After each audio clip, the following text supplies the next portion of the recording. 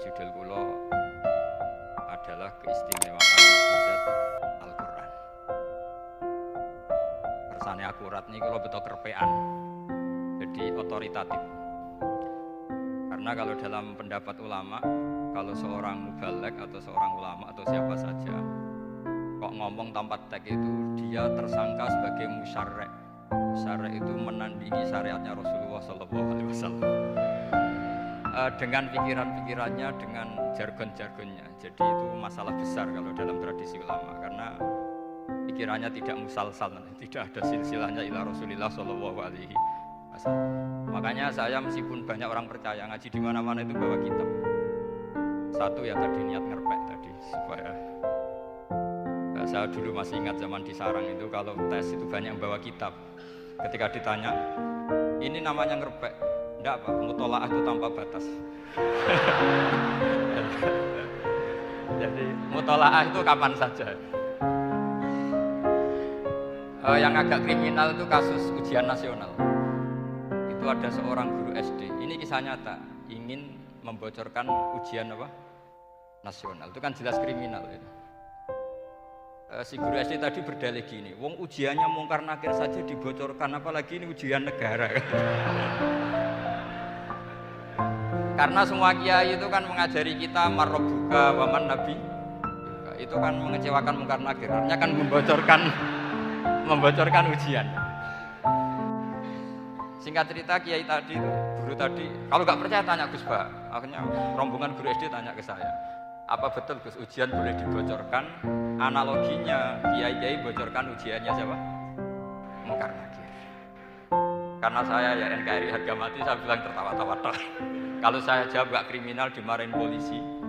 Kalau saya jawab kriminal, analoginya dengan mungkar nakir memang yang membocorkan itu apa? Gak usah diteruskan, kalau saya bilang boleh nanti jadi kriminal. Dan agama ini adalah analogi. Analogi itu kias. Sehingga saya di sini insya Allah serius sekali membawa makalah mukjizatnya Al-Quran. Kenapa demikian? Memang saya merasakan dan semua yang hadir di sini pasti merasakan bahwa mukjizatnya Al-Quran itu luar biasa. Sehingga kita satu-satunya umat yang enggak ditunggui Rasul, tapi kualitas iman kita insya Allah menyamai periode-periode sahabatnya Rasulullah SAW. Tapi syaratnya tadi ya, dengan pikiran yang sama, dengan teks yang sama, dengan rasa yang sama, dengan kejiwaan yang sama. Caranya gimana supaya sama? Kita harus terus membaca teks. Teks itu mengingatkan kita. Misalnya, yang dikatakan mukjizat itu kan sesuatu dahsyat yang dalam nalar manusia itu nggak mungkin terjadi. Misalnya ontanya Nabi Soleh keluar dari batu besar, itu kan satu peristiwa yang akal manusia tidak sampai. Begitu juga tongkatnya Nabi Musa membelah Laut Merah yang akal manusia itu tidak sampai. Nah, tapi pikiran itu menurut mazhab kita yang waras ini, saya ulang lagi, kita yang waras itu pikiran kriminal, itu salah. Saya ulang lagi ya, kita semua kan umatnya Rasulullah SAW. Semoga benar-benar umatnya Nabi, bukan Islam yang kumat. Karena orang Islam itu pilihannya hanya dua, kalau nggak bersatu umat Islam ya Islam yang kumat. Kumat itu agak gitu, namanya kumat dalam bahasa Jawa. Begini, saya ulang lagi ya. Yang dikatakan mukjizat itu amrun khariqun lil adat, sesuatu yang luar biasa. Kemudian dalam tanda kutip yang manusia itu tidak mampu, sehingga itu dikatakan mukjizat. Seperti tongkatnya Nabi Musa dan untanya Nabi Nuh yang keluar dari batu apa? Besar. Kalau kalian ingin jadi wali, pikiran seperti itu udah akan jadi wali. Gagal itu di KPU gagal. Jadi nggak usah sampai MK, di KPU sudah gagal. Nah, kenapa demikian? Pertanyaannya begini. Memangnya sesuatu yang wajar kita lihat keseharian itu dalam kemampuan manusia? Saya ulang lagi, memangnya sesuatu yang biasa saja, yang normal saja itu dalam kemampuan manusia? Enggak juga kan? Manusia bisa enggak bikin unta? Yang wajar saja, yang lewat indukan, bisa enggak? Enggak kan? Manusia bisa bikin laut enggak? Enggak kan? Jadi kalau mukjizat itu dengan definisi sesuatu yang manusia tidak mampu, memangnya keseharian alam ini manusia mampu? Enggak juga kan? Nah, Karena agama Islam dengan logika itu, Rasulullah Shallallahu Alaihi Wasallam menolak mukjizat yang seperti itu, ya menolak mukjizat yang seperti itu. Makanya saya bilang pikiran pertama tadi itu kriminal, karena itu ditolak oleh Rasulullah Shallallahu Alaihi Wasallam. Karena ya itu tadi, kalau itu dituruti, lama-lama kita tidak tahu kedahsyatan ciptaan Allah keseharian. Makanya ketika Rasulullah diminta laula utiya mislama utiya Musa, ya Muhammad itu punya mukjizat kayak tongkat Nabi Musa. Kasolihi soleh. Apa karena koti apa? Soleh. Sebagaimana untanya Nabi Soleh. Apa jawabnya? Wa ma min dabbatin fil ardi wala ta'iri yatiru bi janahihi illa umamun amsal. Bagian dijawab inna fi khalqis samawati wal ardi wa ikhtilafil laili wan nahar sampai satrusé wa tasrifir riyah satrusé la ayatil liqaumi yaqilun. Karena logika yang terbangun begini, dan ini saya ulang lagi, ini syarat utama jadi wali. Ini masih satu poin. Nanti ACC-nya ketua-ketuanya. Tapi kamu jangan bayangkan wali itu kayak Sunan Kudus, enggak. Jadi kalau kamu jadi wali, maknanya kullu mukminin wali Allah itu diikhyakan banyak. Setiap mukmin itu walinya.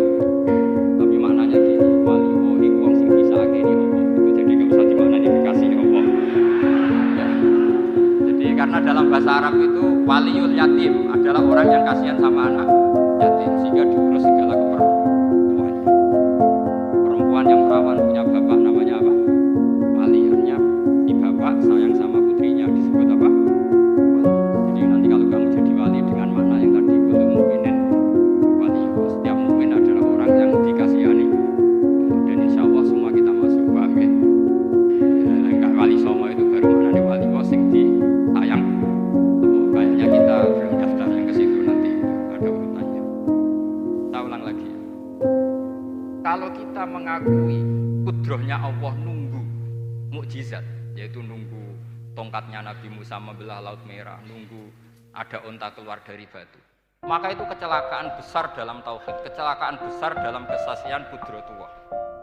Kenapa? Karena alam yang kita lihat keseharian juga tidak dalam kemampuan kita.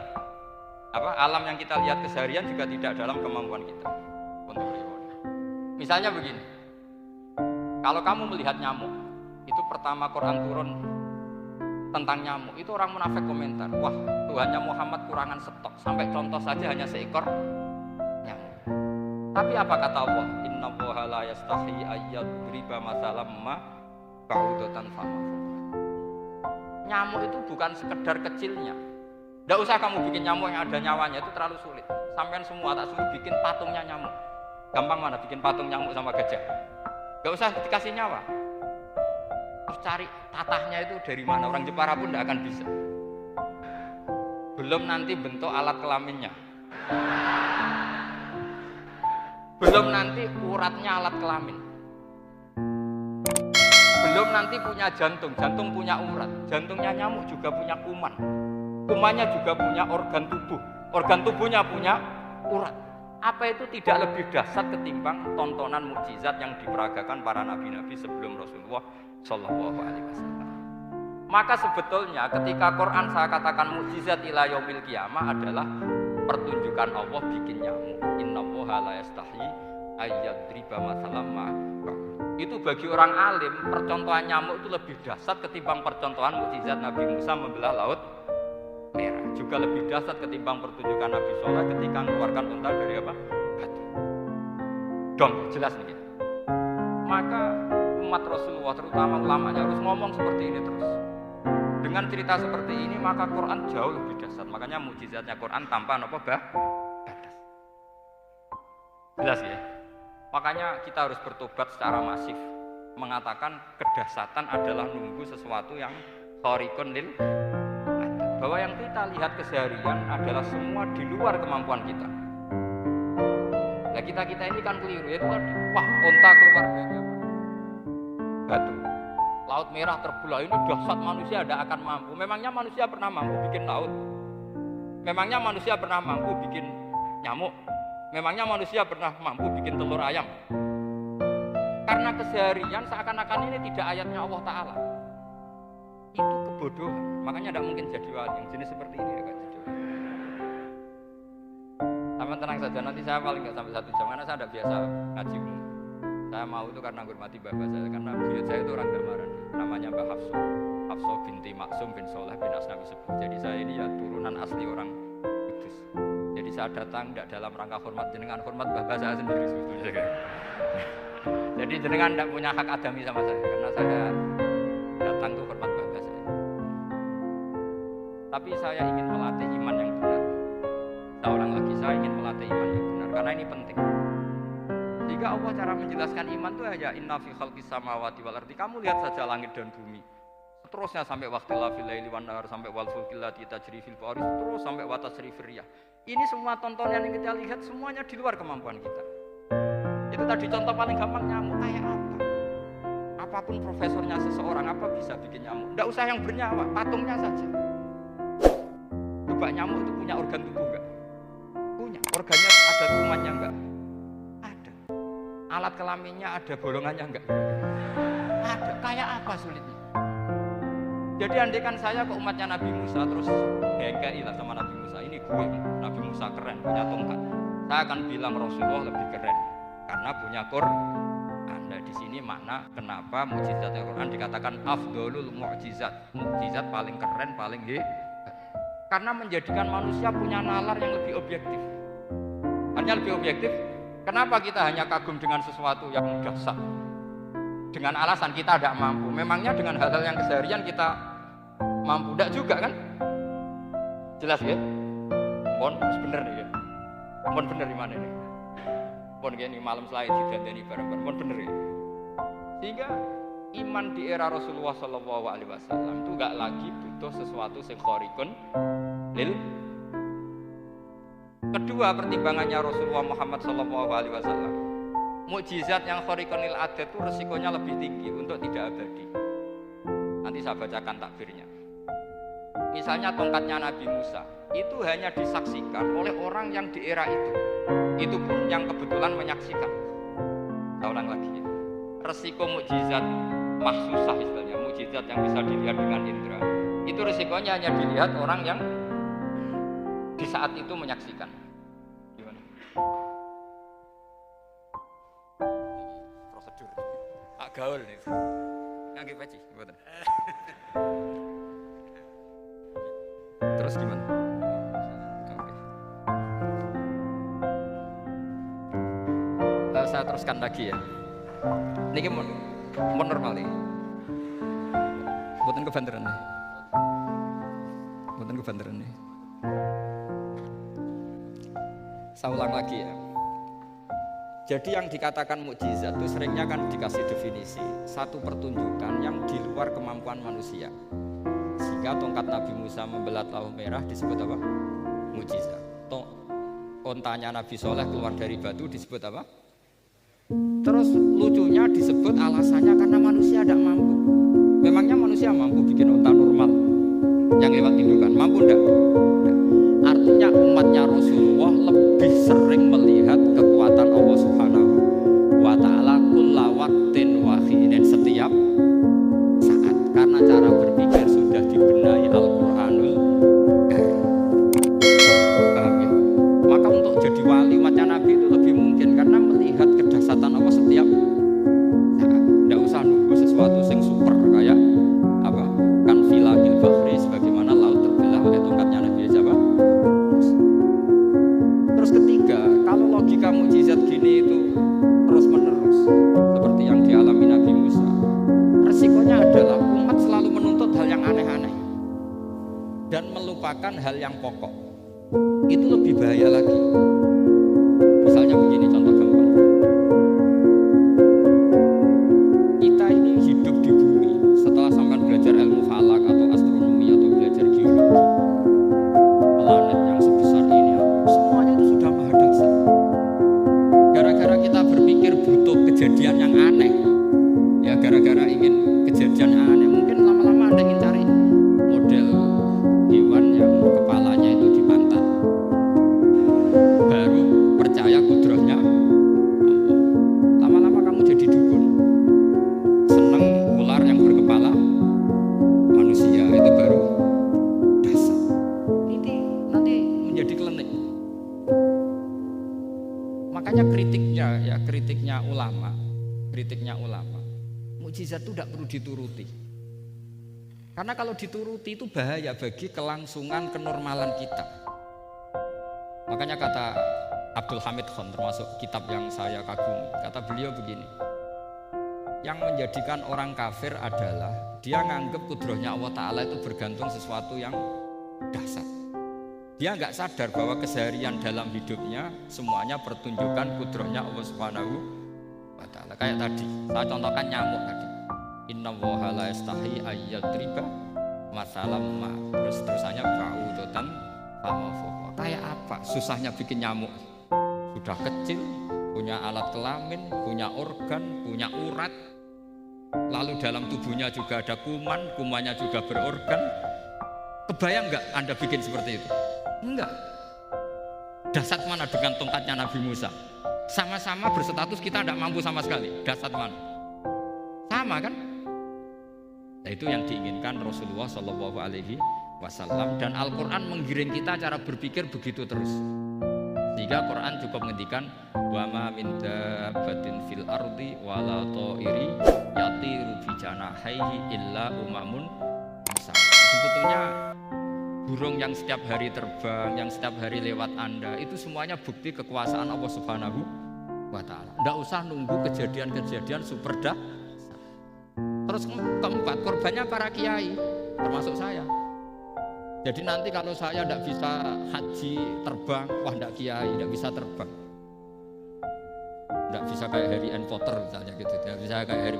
Jadi nanti kiai juga dituntut gitu, bisa terbang kayak Aladin. Jadi nanti repot.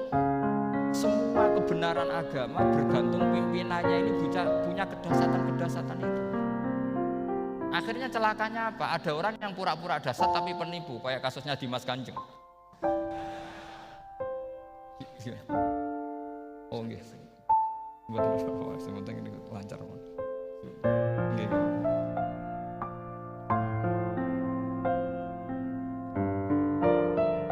Jadi makanya nanti itu saya akan memberi penjelasan tentang apa? Mukjizatnya Al-Quran, kenapa disebut mukjizat paling apa? Dasar. Ini saya bacakan tag pokoknya ya supaya sampean tahu. Ini tabaruk sama Imam Bukhari ya. Redaksi yang diriwayatkan Imam Bukhari, qala Nabi sallallahu alaihi wasallam, ini ikut kitab Fadhailil Quran.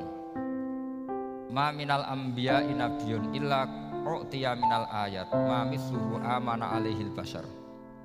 Wa inna ma kana alladhi utituhu wahyan awhahu wa ilayya fa arju an akuna aktsarahum tabi'an yaumal qiyamah. Jadi semua nabi punya mukjizat, yang lewat mukjizat itu orang dipaksa iman.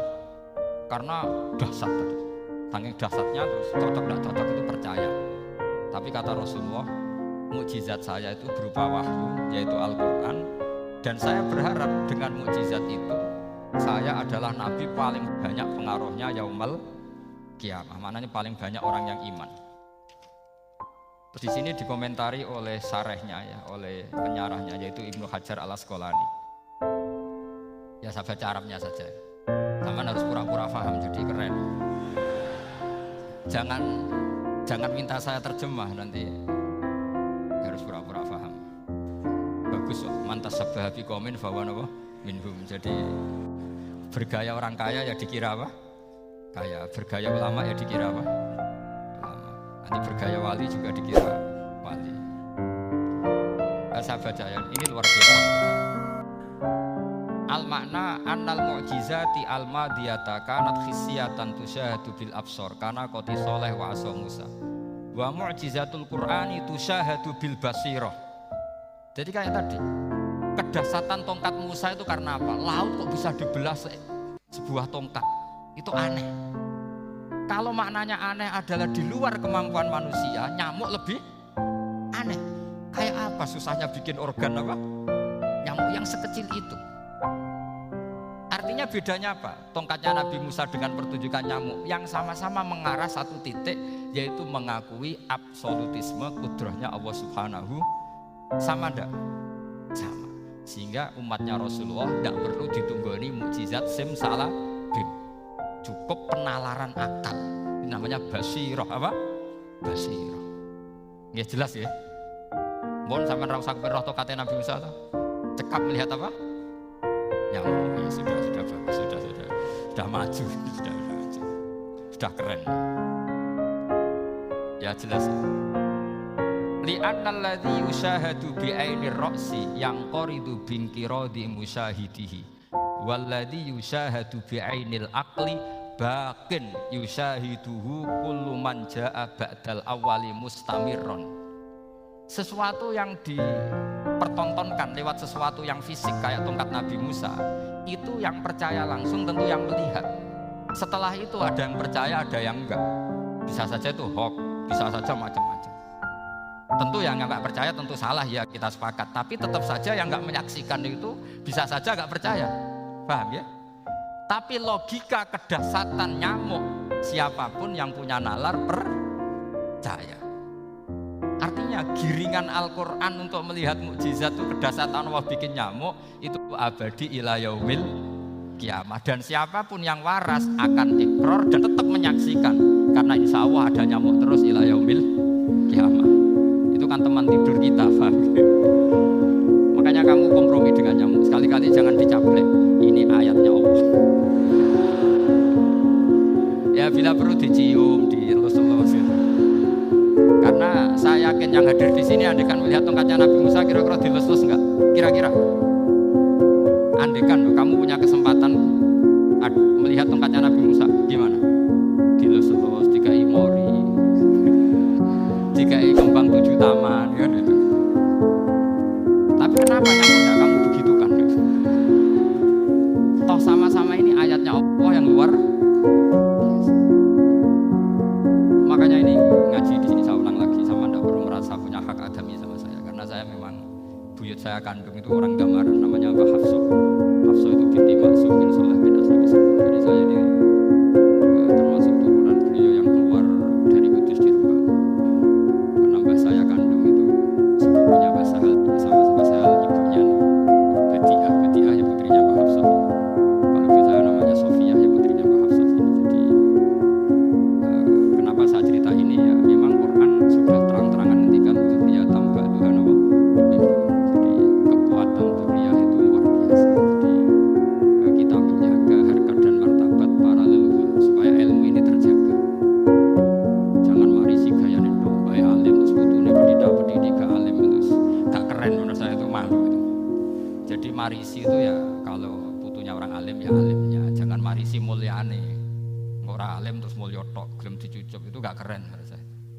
Niru alimnya dulu baru sama-sama dicucup, itu baru betul, Pak. Jadi ada aturannya. Saya teruskan. Sehingga Quran kalau menggiring mukjizat, ketika Rasulullah SAW dituntut kafir Mekah, kita tahu kan mereka nuntut apa misalnya? Lan nu'mina laka hatta tafjura lana minal ardi napa yang bu'a au takuna laka jannatum min nakhili wa inabin fatufajjiral anhara khilalaha napa tafsira au tusqitas samaa kama zamta alaina kisafan au ta'tiya billahi wal malaikati qabila au yakuna laka baitum min sukhrufin au tarqa sama. Masih mereka bilang gini, walan nu'mina liruqiyika hatta tunzila alaina kitaban naqra'u. Mereka nuntut Muhammad, saya percaya kamu Rasul, tapi syaratnya Mekah yang tandus sulap, jadi kota yang subur makmur, menjadi jannah subur makmur. Atau begini saja Muhammad, kalau kamu gelo sama saya mangkel karena kita ada iman, turunkan saja azab, kisafah minas sama, turunkan saja azab. Atau begini Muhammad, kamu kan bilang utusan Allah, kamu datang saja bersama Allah digandeng gitu, digandeng, terus sama Allah diangkat tangan kamu, dimaklumatkan kalau kamu Rasulnya. Au ta'tiya billahi wal malaikati qabila. Karena mereka dengan logika yang salah, yang dikatakan mukjizat itu sesuatu yang seperti itu. Artinya kalau kamu berpikir mukjizat yang seperti itu, berarti Anda turunan kafir Quraisy. Anda turunan apa? Kafir Quraisy. Maka gak boleh berpikir mukjizat seperti itu. Nyatanya Allah cukup menjawab dengan ayat wa ma min dabbatin fil ardi wala ta'iri yatiru bi janahihi illa umamun amsal. Dijawab lagi inna fi khalqis samawati wal ardi wa ikhtilafil laili wan nahari wal fulki allati tajri fil bahri sa'atuse la ayatil liqaumi yakin. Semudah itu kita iman kedahsyatan kudratnya Allah. Cukup melihat kerbau. Kok bisa ya jaga populasinya? Padahal tidak pernah dia seminar cara jaga populasi. Nyatanya tetap terjaga. Tanpa lamaran ya bisa jaga keturunannya. Tanpa sesar ya anaknya lancar. Tanpa sesar kan? Artinya mereka bisa. Karena di sini ada kudratullah. Ada apa? Ada kudratullah. Nah, kalau iman seperti itu, Anda baru betul, yaitu yang disebut Allah yatanazzalul amru bainahunna lita'lamu annallaha ala kulli syai'in qadir wa annallaha qad ahata bikulli syai'in ilma. Semua urusan di alam raya ini hanya Allah ingin mempertontonkan bahwa saya kuasa. Jadi tidak perlu nunggu yang aneh-aneh. Sehingga andaikan saya ketemu Nabi Musa dan ketemu Rasulullah Muhammad SAW, pasti saya milih Nabi Muhammad sebagai ketua. Karena Nabi Muhammad yang bikin sarana iman dengan sarana yang seluas-luasnya, dan sarana ini tidak habis dan ada di mana saja, yaitu sarana ikrar bahwa Allah kudroh dan kudrohnya tanpa batas. Nabi bikin sarana apa saja, melihat langit, bumi, lautan, nyamuk, hewan, semuanya sarana untuk ikrar kudrohnya Allah Subhanahu wa ta'ala. Sementara Nabi Musa mempertontonkan hanya nunggu mukjizat sing khariqun lil adat. Paham ya? Makanya wajar kalau Nabi bergelar Afdolul Ambiya, Sayyidul Awwalin wal Akhirin. Karena memang lebih efektif cara menggiring supaya orang iman. Sekarang sudah tahu kenapa Nabi jadi Sayyidul Awwalin wal Akhirin? Sudah ya? Mungkin kemarin tahu, tapi gak tahu logikanya. Pokok iman. Selewat ke musola ngaji iman. Itu iman yang kurang betul itu. Karena tanpa nadzor. Itu namanya taklid yang statusnya mukhtalaf alaih, masih disidangkan di MK. Paham? Iman. Jadi iman taklid itu iman yang masih disidangkan oleh para ulama. Ada hakim yang bilang sah, ada hakim bilang tidak sah. Tanya anak-anak Qudsiyah. Iman muqallid itu mukhtalaf alaih apa mujma' alaih? Mukhtalaf alaih. Kalau imanu ahli nadzar mujma' alaih. Insyaallah barokahnya ngaji ini semuanya min ahli nadzar. Apa? Min ahlin, jangan amin sudah jadi, ini sudah jadi. Kalau amin kan masih berdoa, bisa makbul, bisa ndak boleh iman kok. Ayo iman kepada Allah dan Rasul, amin, ndak boleh. Sesuatu yang pasti ndak boleh diamini, itu kan jadi kacau nanti. Harus bilang apa? Sami'na wa ata'na. Nanti lama-lama kamu disuruh Allah, ayo sholat, amin. Ndak boleh, jadi amin itu ada aturannya. Tapi bukan berarti saya nyalahkan jenengan, enggak. Ya memang salah gitu. Jadi enggak usah disaya, memang statusnya salah. Ya saya ulang lagi ya. Berarti Rasulullah adalah Rasul yang sukses membuat sarana orang kembali ke Allah, mengakui kudrohnya Allah dengan sarana apa saja. Melihat rumput, melihat hewan, dan hewan itu ya apa saja. Dabah itu apa saja. Hewan yang melata di bumi apa saja, semua bukti kudrohnya Allah. Bahkan Rasulullah sukses membiarkan umatnya gak ditunggui beliau tetap iman. Mergo ditunggui konsep sing super, gini kok Al-Quranul Karim. Jelas ya? Tapi caranya memahami ya seperti yang saya terangkan ini. Ya saya baca lagi ya. Jadi annal mu'jizati, pakai jama' mu'annas salim, annal mu'jizati al-madiyata, mukjizat-mukjizat yang sudah kelewat itu kanat khisiatan, bersifat fisik, tusyahadu bil absor, hanya bisa dilihat dengan mata kepala. Karena qoti soleh wa aso Musa wa mu'jizatul Qur'ani tusyahadu bil basirah. Sementara mukjizatnya Quran disaksikan dengan mata hati, dan setiap orang punya mata hati. Fayakunu man yattabi'u li ajliya aksar di annal ladzi yusyahadu bi ainir ra'si yang qaridu bingkirodi musyahidihi walladzi yusyahadu bi ainil aqli baqin yusyahiduhu kullu man ja'a badal awal mustamirun. Sesuatu yang dilihat dengan mata kepala, setelah para saksi ini meninggal, maka setelahnya mencari-cari, bisa percaya bisa enggak. Tapi mukjizat yang disaksikan mata hati, siapapun percaya dan sampai ila yaumil qiyamah. Dan tentu Quran lebih unggul dalam hal ini. Dan insya Allah kita semua adalah ahli Quran. Yaitu harus punya kesempatan kesimpulan falamma tabayyana lahu qala a'lamu annallaha ala kulli syai'in qadir. Sebagian ayat qul ta'lamu annallaha ala kulli syai'in qadir wa annallaha qad ahata bi kulli syai'in. Itu kenapa mukjizat Al-Qur'an dasar. Itu yang gampang-gampang ya, melihat nyamuk, unta, kerbau itu yang gampang. Anda tak naikkan kelas sedikit menjadi agak ilmiah. Misalnya begini, kamu ahli falak. Misalnya kamu ahli falak. Misalnya kayak Batu Rehan. Itu pasti tahu kalau matahari dan rembulan dibikin Allah itu asyamsu wal qamaru bi husban. Bahwa matahari dan rembulan dibikin ini untuk hisab. Walladzi ja'ala asy-syamsa diya'a wal qamara nuran wa qaddarahu manazila li ta'lamu 'adadas sinina wal hisab. Sehingga ketika ternyata betul Samsiyah bisa dihitung menjadi tahun Samsiyah, yang oleh bahasa milenial disebut Masihiyah. Sayyidina Umar agak tersinggung. Sebetulnya yang namanya hisab itu tidak ada hubungannya dengan Masehi dan Hijriyah, itu tidak ada. Semua berdasar matahari atau apa? Rembulan. Lah sialnya yang Samsiyah ini oleh bahasa internasional disebut apa? Masihiyah. Makanya Sayyidina Umar marah terus bilang ya sudah kalau gitu Qamariyah bikin apa? Hijriyah. Jadi itu sebenarnya nama politik. Sebetulnya kalau objektif yang jadi ukuran ya Samsiyah sama Qamariyah. Berhubung ini sudah diambil tetangga partai sebelah, akhirnya ya kira-kira gitu loh. Jadi kira-kira seperti itu. Akhirnya kita namanya apa? Hijriyah. Apa Samsiyah sama apa? Hijriyah. Sebetulnya yang asli ya Samsiyah, Qamariyah. Tapi nggak apa-apa lah. Dunia itu mesti ada politiknya. Lah yang repot orang-orang fanatik hukum pakai bahasa nasional, itu repot.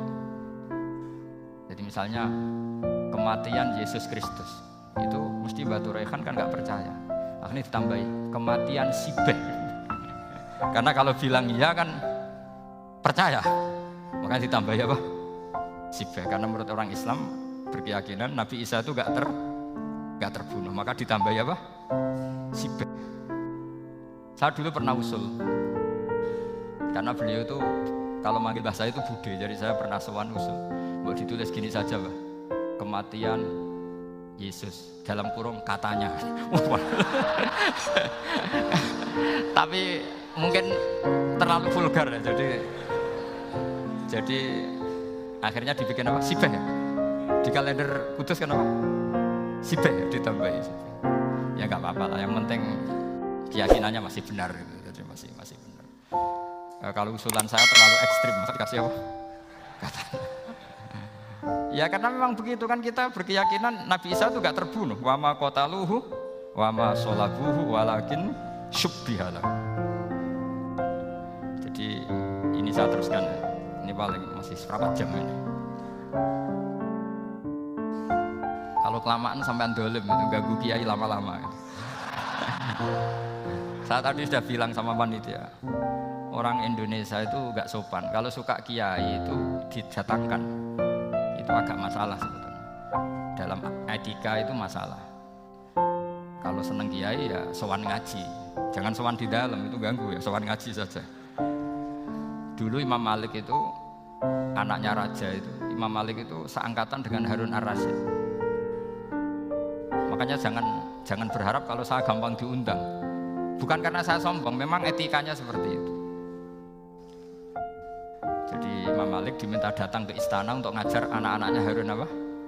Ar-Rasyid. Masyhur Imam Malik tersinggung terus katakan, al ilmu yu'ta la ya'ti. Ilmu itu disowani, bukan sowan. Akhirnya Harun Ar-Rasyid minta anak-anaknya datang ngaji ke Imam Malik. Itu anak presiden. Imam Malik berani, al ilmu yu'ta la ya'ti. Tapi kalian beruntung karena saya hormat sama mbah-mbah saya di sini. Wong makom buyut saya itu ya berarti apa ya? Selatannya makamnya Sayyid Ja'far Shadiq itu. Di situ kan ada makamnya Mbah Soleh, Mbah Maksum, itu mbah-mbah saya. Nah, makanya dulu saya ngaji di sini lama di Damaran itu. Maksudnya lama itu ya mungkin setahun.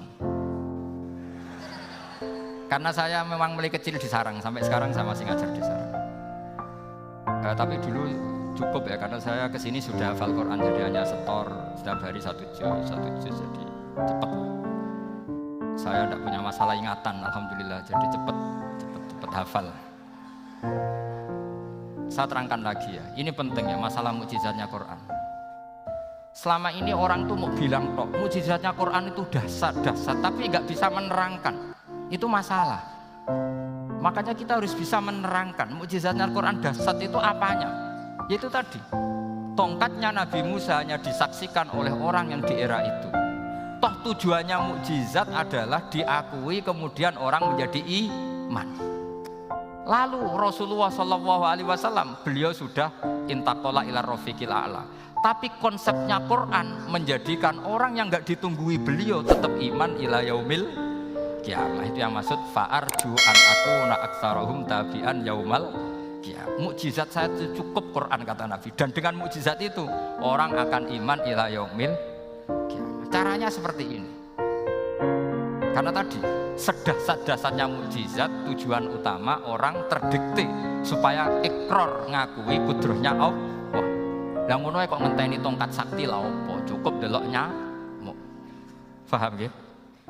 Jelas ya? Alhamdulillah mau naik kelas ini sudah benar ini sudah benar. Terus kedua begini, kedasatan Quran lagi. Quran itu bisa merunut, mentartibkan logika. Bahkan logika ini logika yang universal. Siapa saja merasakan logika itu. Misalnya begini. Dulu orang kafir itu punya Tuhan banyak. Tentu yang dipertuhankan yang mana? Yang dipertuhankan itu banyak. Karena pikiran mereka urusan banyak, problem banyak, ya Tuhannya harus banyak. Ada BPKB 3D kan, istri cerewet macam-macam lah itu kan. Problemnya banyak, maka Tuhannya harus banyak. Karena Tuhan itu maknanya penyelesai masalah. Sehingga kalau masalahnya banyak, Tuhan harus banyak. Ketika Rasulullah membawa konsep satu Tuhan, mereka janggal. Makanya mereka bilang, aja'alal alihata ilaha wahida inna hadza lasyai'un ujab. Masa Tuhan satu? Ini aneh, nggak bisa. Tuhan harus banyak, karena masalah kita banyak. Itu terpatri, di otak mereka terpatri. Lalu Nabi dengan santai diajari Allah menerangkan, andaikan kalian punya majikan banyak dan perintahnya beda-beda, kamu suka enggak? Ya enggak suka, mat, enggak enak. Punya majikan banyak itu udah enak. Milih mana majikan banyak sama satu? Satu aja, mat. Tuhan kamu adalah majikan kamu. Kalau banyak kamu bingung. Ya mat, satu aja mat. Itu segampang itu. Jadi menggiring Tuhan itu kan bos kita, tuan kita. Kalau banyak berarti yang memerintah kita banyak, dan bisa konflik bos-bos kita ini karena berebut anak buah tadi. Akhirnya mereka, kalau kamu punya majikan banyak dan perintahnya beda-beda, semuanya minta dilayani, kamu pusing enggak? Ya pusing, mat. Minta mana majikan banyak sama satu? Satu saja Muhammad. Ya Tuhan kamu adalah atasan kamu, maka harus satu. Mereka paham. Oke, mat, Tuhan satu. Jadi yang dimaksud doroba waw matalar rojulan fihi syuraka mutasyakisuna wa rojulan salamal dirojul hal yastawiyani masalah. Langsung alhamdulillah. Karena mereka yang paling bodoh pun paham dengan logika itu, paham. Kalau Tuhan banyak, perintahnya banyak, kita repot. Maka Allah bikin satu masalah, yaitu rojulan fihi syuraka mutasyakisuna wa rojulan salamal dirojul. Satu lelaki, satu bos, satu perintah. Kayak apa mudahnya Allah. Kemudian mereka tetap menuhankan Lata, Hubal, dan Uzza. Karena mereka dipertuhankan. Sebenarnya nggak pernah Tuhan, tapi dipertuhankan. Allah memberi contoh tuh sederhana sekali. Wa daraba Allahu mathalan rajulaini ahaduhuma abkam la yaqdiru ala syai'in wa huwa kallun ala maulah aina ma yuwajjihu la ya'ti bi khair hal yastawi huwa may ya'muru bil adl. Kata Rasulullah, Lata itu menurut kamu apa? Ya Tuhan kami. Muhammad, Hubal ya Tuhan kami. Uzzah ya Tuhan kami. Lalu kalau mereka kotor ya saya mandikan. Kalau hidungnya coplok ya saya tata. Terus kata Rasulullah begini, kamu mau nggak punya budak atau pembantu yang buta, tuli, bisu? Kamu mau nggak punya pembantu? Pembantu loh ya, pembantu itu budak zaman dulu. Kamu mau nggak punya pembantu yang buta, yang tuli, yang bisu? Wah gak doyan, mat. Nggo apa pembantu ngono? Yang pembantu saja kamu tidak mau yang gitu kok malah punya bos begitu.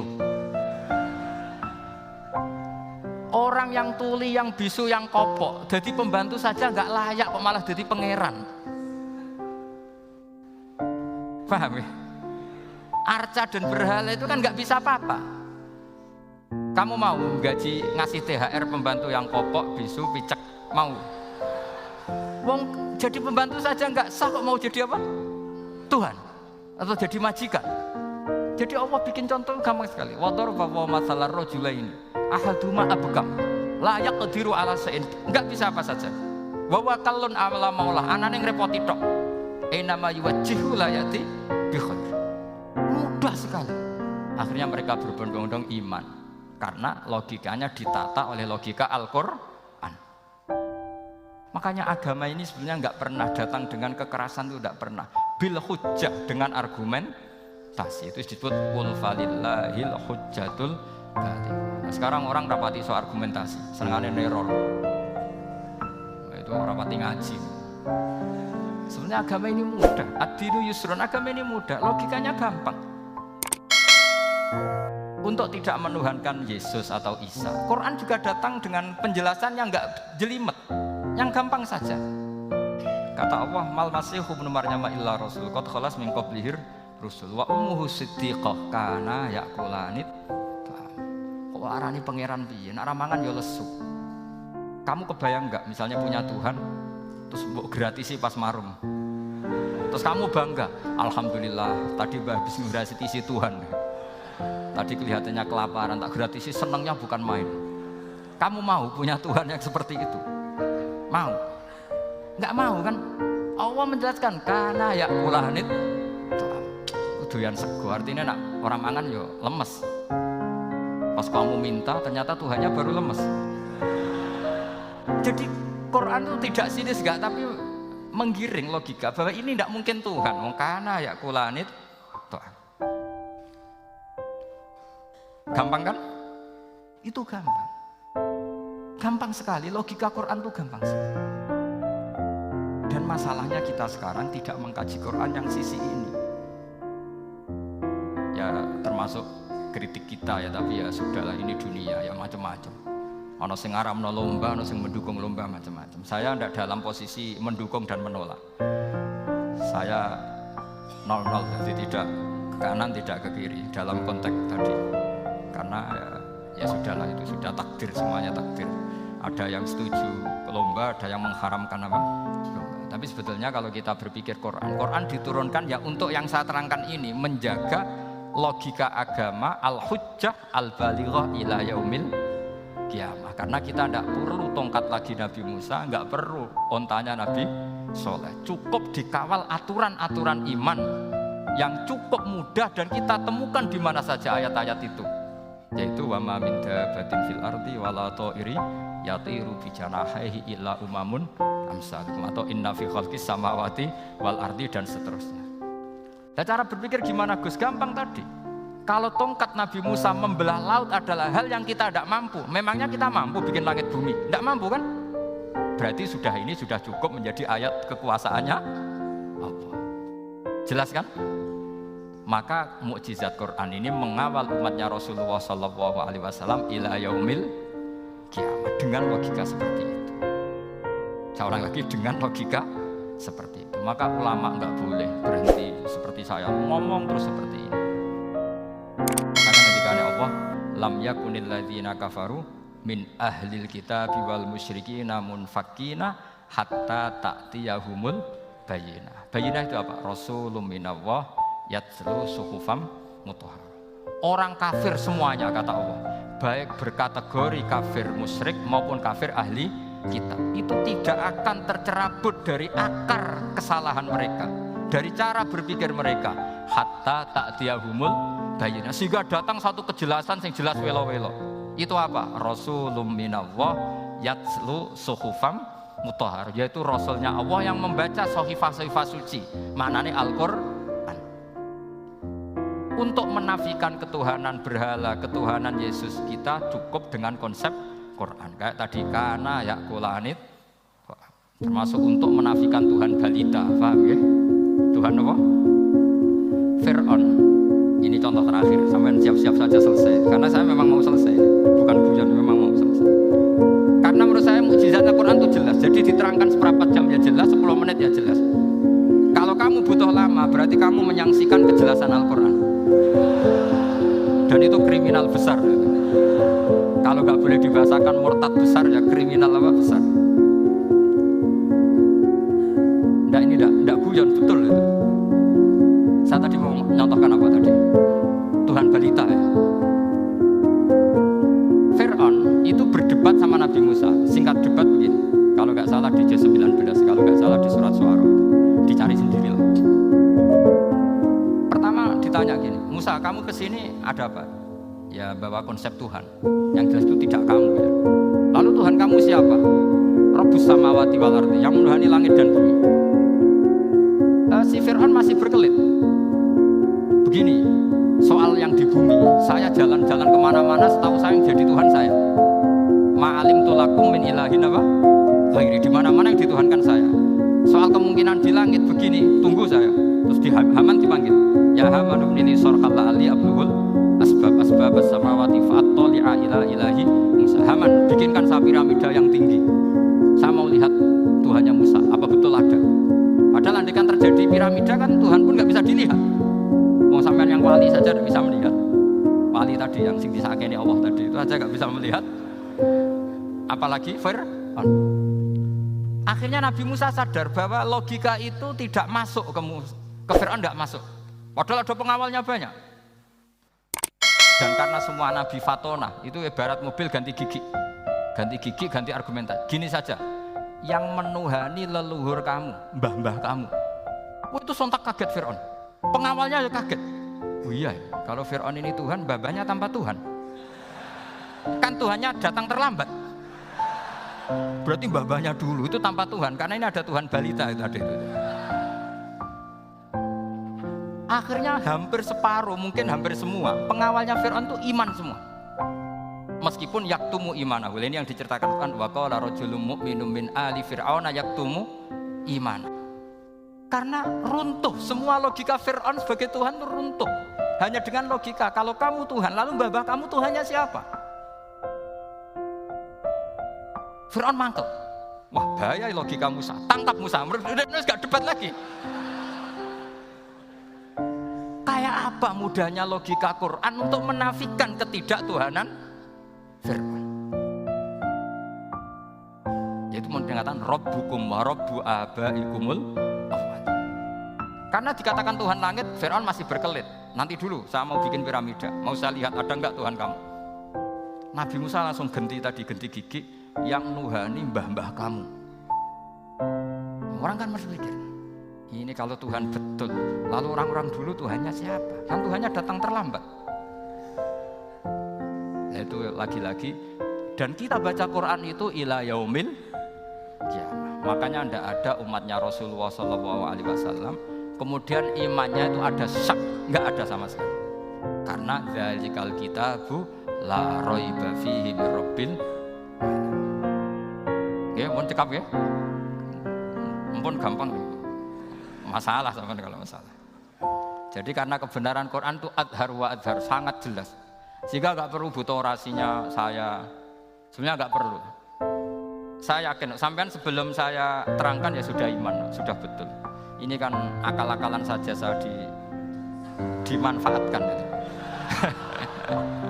Karena ya menurut saya itu ya sudah. Adharu min samsi dhahira kalau dalam bahasa Arab.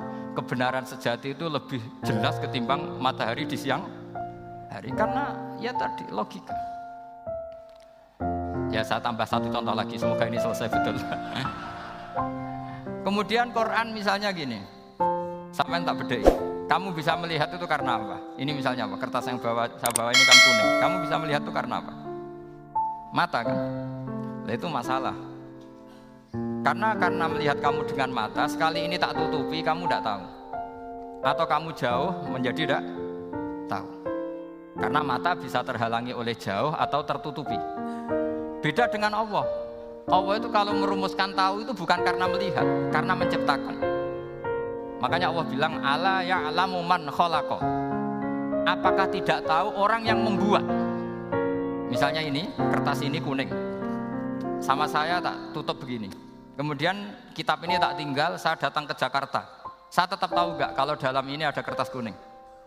Tahu, karena saya yang menciptakan. Paham ya? Kamu bangun satu bangunan, di dalamnya ada besi ukuran sekian. Di situ kamu menyimpan emas setengah kilo. Setelah kamu pergi kemana-mana masih tahu nggak? Tahu, karena kamu yang menciptakan. Sehingga ketika kita janggal, masa Allah pirsa semua alam